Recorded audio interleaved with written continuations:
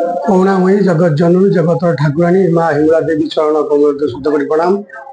मु विजय कुमार साहू संपादक हिंगला पूजा कमिटी कमाड़ अंटिया ग्राम पंचायत।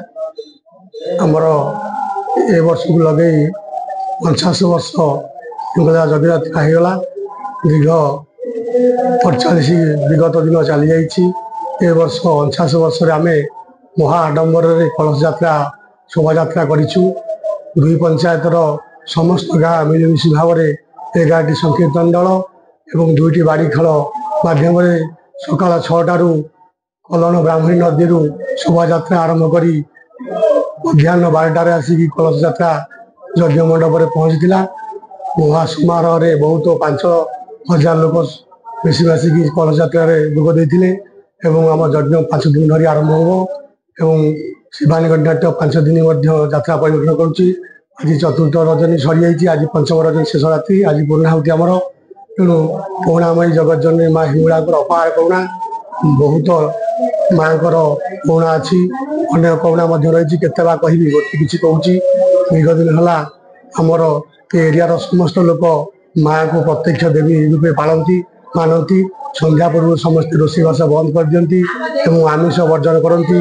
मद निर्वाहन रही है। मद कौन 5 दिन कहीं मद बिकती नहीं मद पिंती ना। माँ को अपार करुणा अच्छी जदि भक्ति सहकारे कार गोटे पुओ न हो मानसिक अनेक भी उदाहरण अच्छी अनेक पुओ जात होती। गाई गोरु हजिगले माँ को प्रति मानसिक गाई गोरु पाई। हिंगुला परिसर भितर लक्षाधिक लोक समागम भितर कार सुनाहार हजि जाइए कार पैसा हजि कार मोबाइल हजि समस्त को माँ भक्ति मार्ग में फेर दी।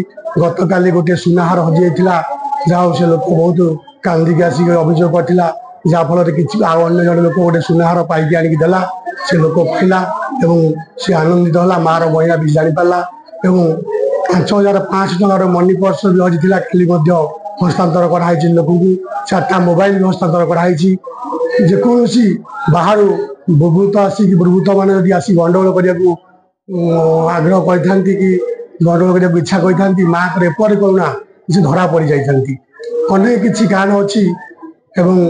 गोटे थर 30 वर्ष तले एरिया एक हईजा आक्रमण करता माँ को अपार करुणा यज्ञ करने फल समस्त रोग दूर होता हईजा दूर होता।